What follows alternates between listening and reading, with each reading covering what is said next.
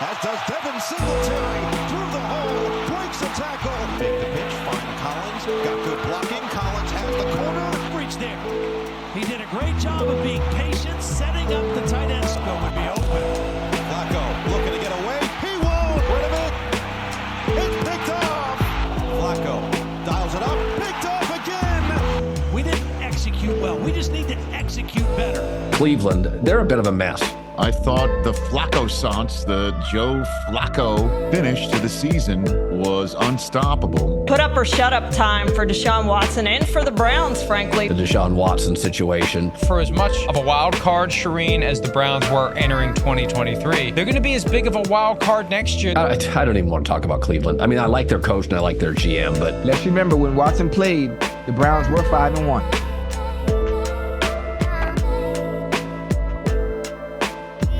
So I think it's finally been enough time since the wild card loss to take an aerial view of the result of this season, talk about what went right, what went wrong, and where things need to go in the Browns organization moving forward into 2024 to take the leap, to take the next step in their development and get over the hump. First and foremost, the squad, the coaching staff, the organization, the fans should be very happy with how the season played out. Not how it finished. They didn't show up when it mattered most, but as a whole, this team overachieved. They overcame more obstacles than any team really had to throughout the course of the entire 2023 NFL season as a whole. No one gave them a shot for the most part. There was this channel, similar channels, Browns Talk people who understand the depth of the squad, the improvements that were made in the 2023 offseason. But as a whole, no one expected the Browns to finish 11-6. Everyone had the Browns finishing fourth. So they should be very proud. That shows the gumption, the strength, the resolve through tough times. And that's something to build off of going forward. When inevitably something heartbreaking and tough will happen next year, but it just shows that the culture and the foundation that they've laid can overcome those things. So that is the very, very positive sign. Right now, as of the coaching staff, Ken Dorsey has been interviewed. A couple of other guys have been interviewed for the offensive coordinator position. Apparently, it might be in play for Stefanski to give up play calling, so all you people lighting up the comments every week can celebrate about that. So there isn't too much to comment on right now, but I will say, with the departure of Alex Van Pelt and Stump Mitchell for that matter, I think it just signals that this team is not what it was in 2020. The makeup is completely different. The way they're going to be targeting free agency and the draft going forward will be different. And they need other people with more strengths to be able to develop maybe younger players coming in, to take a different philosophical approach to offense with Deshaun Watson getting the full reins heading into 2024. Kevin Stefanski needs people who can challenge him, who can bring new things to light, who have prior experiences with different types of players. With Ken Dorsey, Josh Allen, fantastic physical talent, could get a little bit erratic.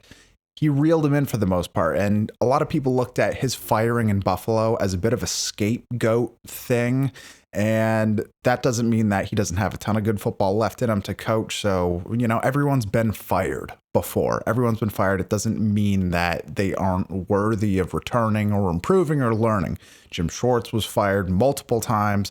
It happens. So Ken Dorsey could be very welcome, but we can't comment on that right now because we don't know. So once that happens and some other big stuff, we'll make videos on that. But for now, the coaching staff is in flux, and I think that that is a good thing. And the fact that Cleveland's coordinators haven't been leaving for head coaching jobs or bigger opportunities is a bit of a sign where it's like, okay, you have to get guys who are really looking to take things to the next level for themselves. That helps elevate your own team while they're there. So I want to start with the offense as we usually do, and there's going to be timestamps for all of this. So the number one thing for the offense is protection for Deshaun Watson at the tackle positions.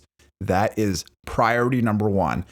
I don't think Jedrick Wills showed enough where you can guarantee, okay, we're going to sign you to a long-term deal. I know they picked up the 5th-year option. He has not been good enough. Jaron Christian had some good moments considering where he was, but I believe he's a free agent now. He's not going to be around. He doesn't seem like a guy who's that much of an upgrade over Jedrick Wills where you'll bring him back. So I think they're rolling with Jed Wills, but maybe Conklin, you restructure his deal because he can't really stay healthy, and you kick DeJuan Jones over to left tackle, get him to work on that in the offseason. I'm not sure. Whatever you have to do, if you have to get a big free agent, a veteran, if you have to trade up with all of your future draft capital again to get a good, solid left tackle, you have to do that. Right tackle is basically covered. You got a 1 and a 2 there who are both starters. You got to do something about the left tackle position. That is crucial. And it's a big reason why that Houston game was such a wash if you go back and watch the tape.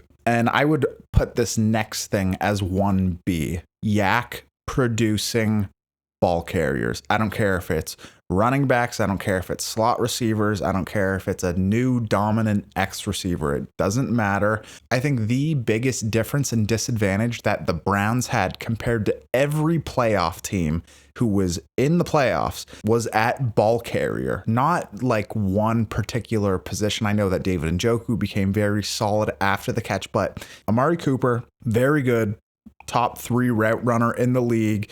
Had a fantastic season, like career best in a lot of metrics, but he does not get the job done after the catch. You absolutely keep a guy like that. Like, he's still a number 1, but he's not a number 1 in the sense of you're young, you're fresh. We're going to give you the ball at 5 yards from the line of scrimmage, and you're going to make something happen with that. If you watch Khalil Shakir in Buffalo, all the receivers in Green Bay who they drafted in the past couple of years, Tampa Bay, outside of Godwin and Mike Evans, they have, what's his face, who says, I woke up pissed off, and he scores every time. That rookie. Also, in addition, I know everyone loves Kareem Hunt because of the story, and he's from Cleveland and this and that. If you watch the film from 3 years ago compared to now, it is sad how much pop he has lost. He's great in short yardage, but you don't bring a guy like that back in free agency just to be a short yardage back. This team needs to be younger, fresher, and faster at receiver, adding depth at tight end because Harrison Bryant might not be back, and at running back. Elite ball carriers is what is needed. I don't care who it is. If I'm drafting for the Browns at that number 2 spot, if there isn't a fantastic linebacker or left tackle available, I am taking the best ball carrier, the best player with the ball in his hands in the draft. It's very tough the way the Browns are constructed right now, where it's like every guy who catches the ball is essentially a possession receiver. Amari Cooper is a possession receiver. Cedric Tillman, we still don't know. He's decent with the ball in his hands, but he doesn't know how to line up properly. He has a ton of growth to do. David Bell is a possession receiver, and David Njoku is really the best yak guy. And he's a tight end, so that can't happen. They need the Khalil Shakirs. They need those fast, young, cheap guys, Romeo Dobbs, like those kind of people to elevate this roster and this offense to make it all around more explosive. Next, a succession plan at running back and left guard. Who knows what's going to happen with Nick Chubb if they didn't bring him back, if they couldn't figure something out with his contract. It would be one of the all-time sad moments in Browns history. But regardless, he's turning 29 next year. It is going to happen at some point. You will have to say goodbye to him, same way Derrick Henry is now moving on. It just happens, and it's super sad. It's horrible, but it's the reality of the game, and they need to prepare for that. It's what good organizations do. They have to move on from fan favorites, from people who are just all-time in terms of the organization. A time will come when Nick Chubb either retires a Brown or gets traded because his production isn't the same. They just have to do it. So you have to start drafting explosive, powerful, great ball security running backs. You can do this in basically any round in the draft, but it just needs to happen because if you look at all of the great teams, San Francisco, yes, they have Christian McCaffrey, arguably the number 1 back in football, but then look at Detroit. You have Jamar Gibbs, David Montgomery. Fast, explosive, young, especially Gibbs. Then you look at Baltimore. Every one of their running backs, fast, strong, punishing through the point of contact, explode through the line of scrimmage. They are interchangeable. It doesn't matter if it's Keaton Mitchell, Gus Edwards, Justice Hill. They're all a certain prototype, but they are tough, fast, and strong. That is what this team needs. Those kind of backs, punishing backs that work with this O-line, who works so hard. Jerome Ford is not a number one back. He's a good piece.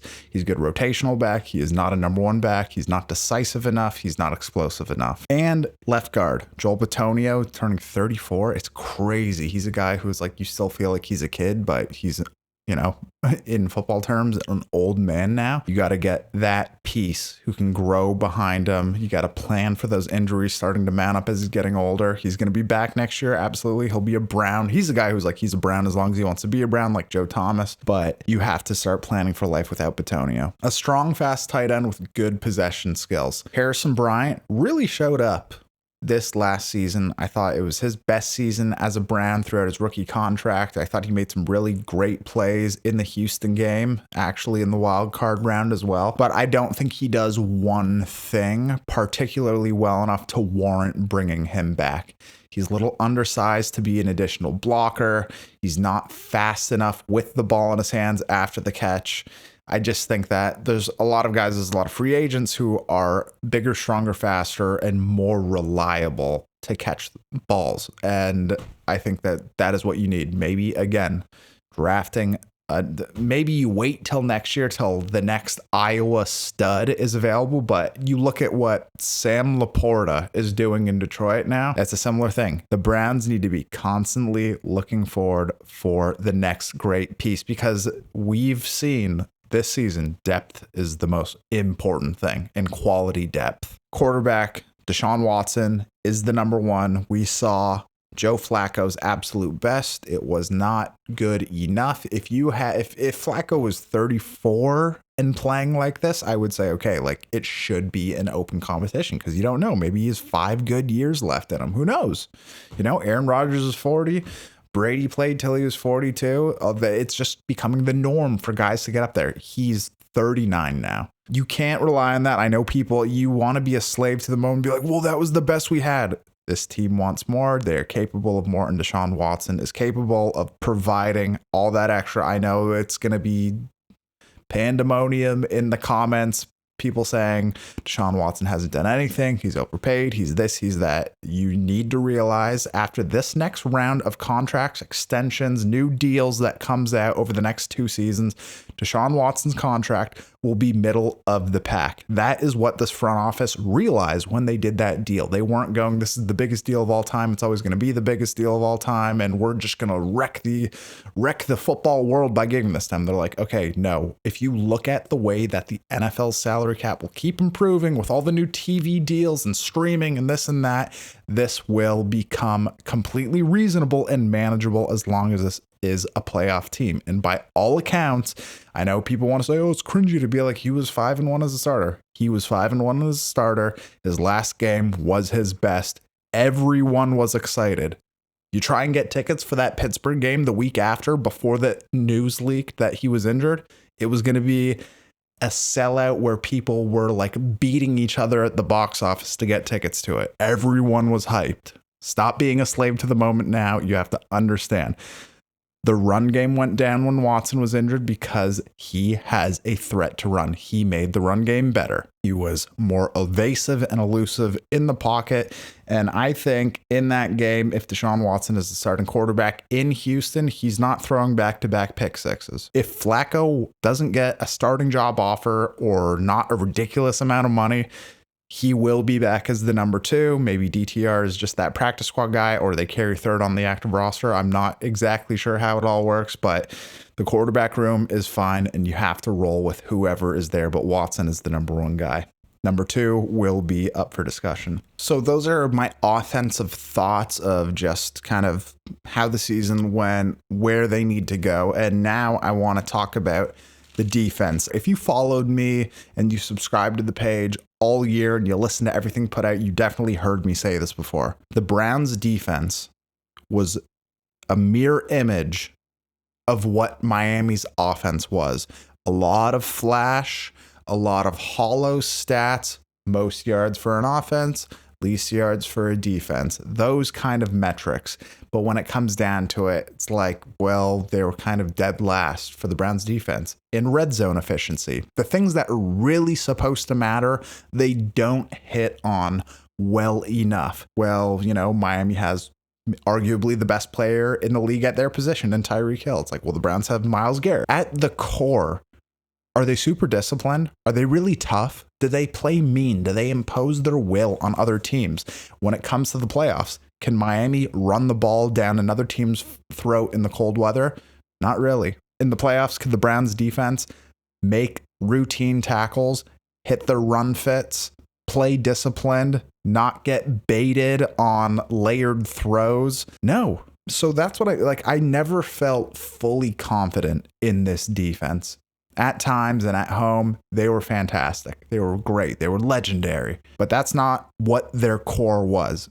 At the end of the day, this defense is not mean enough, is not tough enough, doesn't impose their will into an offense's game plan and make them have to work around what they're great at. And again, I'm not saying at all. Of course that's happened, but it's usually to inferior opponents. There just wasn't enough great defenses, all-time defenses, like people were touting this, play more like the Ravens do, where they truly impose their will on people. They lead the league in sacks. This Browns defense did not tackle well enough in the open field. They didn't do the fundamentals the right way every single play. And I think that is the biggest issue. And I think that a lot of that can be weeded out with, continued coaching and development under Jim Schwartz. But at the end of the day, a lot of it comes down to the dogs. Who are the guys executing the game plan? I said this a lot. I didn't think Anthony Walker was tough enough. I didn't think that he was a true Mike linebacker. Get mad all you want, whatever. I know I'm sticking up for the Ravens a lot. You know what? They're a great organization and they're tough. They're very tough. The way Roquan Smith was talking, maybe it's not gentlemanly. That's football, man. That's like the spirit of Ray Lewis. Who's the last great Browns linebacker? I know JOK is on his way there, but he's a little bit undersized to be a field general Mike. I think he will get there, and I think he's really the heartbeat of the defense in general. But we don't have enough Roquan Smiths. We don't even have enough Patrick Queens. Anthony Walker, not mean enough. Taki, solid player, good story, good value for where he was picked. Not mean enough, not explosive enough, not punishing. And this team needs to punish people. You have to make people regret showing up for the game when you lay into them. And there's not enough of that across the board. I thought Juan Thornhill, again, his leadership, his experience being a Super Bowl caliber guy, that's something that you want around. But man, a couple times, especially that Seattle game, he was not coming downhill hard enough, tough enough, mean enough. Grant Delpit, I think he is that kind of guy. Injured, sucks. He'll be back. Martin Emerson, very bad showing. Great in coverage, very bad showing. Greg Newsome, really, really, really great piece. He's done a lot of good things. I don't know how much of a drop-off you would get with trading him for some value, whether it's D-tackle, linebacker, receiver. I don't know how much drop-off you'd see if Cam Mitchell was starting in that spot. So there's a lot of pieces that people fall in love with because they're Cleveland fans, but they're not being objective of the reality that sometimes you have to move off of guys, even when they're really good, because of the value that they can bring, but also in their personal shortcomings and how they need someone else who might not be as good in one particular area. Like finding another slot corner who's as good covering slot receivers as Greg Newsome will be very, very, very tough. And Cam Mitchell might not even be able to do that. So ignore what I was saying about just popping in Cam Mitchell, but in terms of assisting in the run game, getting off of blocks, just being a better tackler in general, you might be better off bringing in someone who is a worse cover guy who could just be more physical some of the time. Because I think at the end of the day, we want to talk about the NFL's change. It's a passing league. It's this and that. Physical advantages still exist. It's why guys like AJ Brown and DK Metcalf are so good and so hard to stop, because you can't teach size. can't adapt to it. We have a lot of small corners, and I think that our smallest corner is our most dependable, even though he doesn't play that often. Like Denzel Ward is tough. He brings it every single day, and that is the mentality that I think like that emulates more of what Jim Schwartz is. What Denzel Ward does to ball carriers, what JOK does to ball carriers, and what Grant Delpit to ball carriers, that is the standard that I think will actually make you an all-time great defense. In general, I think that rather than targeting a huge free agent D end like the Browns have basically done, like if we think back, Olivier Vernon, then Jadeveon Clowney, then Zadarius Smith, all of those guys were big free agent D end signings. I think you are better off with the group that you have. You probably have to bring in another one, but not a big name. Leave that for defensive tackle, because I think there are a lot of really good defensive tackles and linebackers, for that matter, available in free agency this year that would do more to even help Garrett get to the quarterback more. Because if you are solid in the interior and you're just getting like 3 guys on the edge that Garrett has to loop around, but that quarterback's never getting pushed up in the middle and moving backwards, it's hard to complete those plays. So I think interior pressure, and I know that there were a ton of injuries to the Browns D tackles this year. Maurice Hurst was having a very good year. Shelby Harris did very good. All things considered, he's getting older.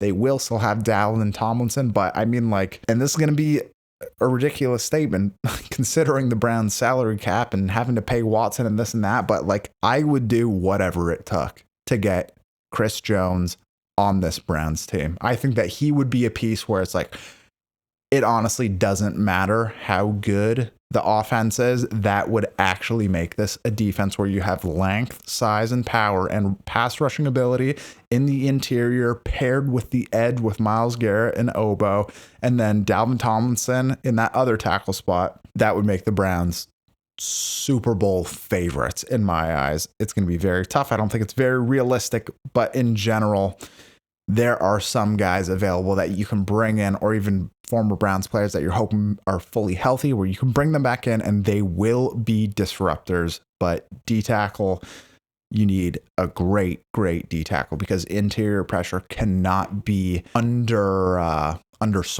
Linebackers, JOK is the guy on this defense. He needs a running mate. He needs the Navarro Bowman to his Patrick Willis. But in terms of a right now piece, man, Levante David is going to be a free agent this offseason. I would throw money at that guy, even though he's going to be 34 years old, to come in, be the Mike, and like fully give JOK a running real-time apprenticeship on what it means to be a field general. Because even if he's like, you'd have to take him out on 3rd down because he can't move anymore in terms of the pass game, having him as a run stuffer would be valuable, and the leadership would be so valuable, and JOK would learn so much. I would love Levante David as a Cleveland Brown next year. And it's really the piece that this team is missing. They just have not had a great linebacker in so long. Like, DeQuell Jackson was very good, but it was in one of the most miserable Browns eras. Demario Davis was very good. That was a great pickup that the Browns had from the Jets, and they moved off him, and then he's had like 10 more years in New Orleans, and he's one of the best human beings in the NFL. I think JOK can become that. He's still 24 years old. That's what we have to realize. He can learn a lot from a guy 10 years older who's won a Super Bowl and played with Tom Brady and has been a staple in his organization and his community, all those great things that would make this team very good. I think overall that this team is in a very good position. The stability and the continuity is there, but you just have to start looking at it in a way where guys are getting older. Some guys haven't proven themselves. We need to move off while the trade value is still high, and just accept that you can't be Mr. Nice Guy in the front office. My brother and I were talking about this today. Like, man, what if Nick Chubb isn't back? What if they have to move off of him? What if one day they have to move off Myles Garrett? It's the cost of doing business, and it's the reality. It's what the great teams have done. Tyreek Hill is no longer a Kansas City Chief. Randy Moss was moved multiple times. Like, it's very few and far between where you keep a guy forever. Jerry Rice wasn't kept forever. Tom Brady wasn't kept forever. You have to move off of these guys. You have to do it when the time is right, and you will get the most return. So I'm very excited for 2024. The countdown's going to be on. But if you guys want to stay in the loop with Brown stuff, when there's big things happening, I will be making videos. Obviously, there's the recaps for the big thing, but there's nothing to recap anymore. So we will be making periodic videos as big news comes out. We're going to do some draft preview stuff. As always, check out the Optimistic Fan Club podcast that gets posted on YouTube as well. You can also subscribe on iTunes and Spotify, where it's a general NFL podcast, but we always make time for the Browns at the end. You'll always get to hear about the Browns. And yeah, guys, just subscribe because there's a lot of really cool stuff coming this year. So we also have some stickers available still. Because this is the last video and because you watched all the way to the end, we are going to do a promo code for 10% off. So head to the site. I'm going to link it below. You can buy these, load up for next season or for the off season or whatnot, but going to be putting those up on a deal for about a week, maybe 10 days. We'll see. But final announcement, I guess. New video series is going to be starting soon where you're going to get to know a little bit more about me, my New Year's goals. I'm dunking this year. This is the first time I'm putting it out on YouTube. I'm going to be doing a series of videos showing me on the road to being able to dunk a basketball. It was something that I always wanted to do for a long time. Injuries pulled me away. I could do it with a tennis ball, but never a full basketball. Going to be showing the whole journey on how to do that. So that'll be a fun, not a vlog style because I'm not vlogging, trust me, but fun video for you to check out. Series of videos that'll hopefully inspire you to, get in shape. We're getting older, people. We got to stay young, fluid, all that good stuff. But just subscribe. A lot of great things coming. And go Browns. Let me know what you think, and we'll talk to you later.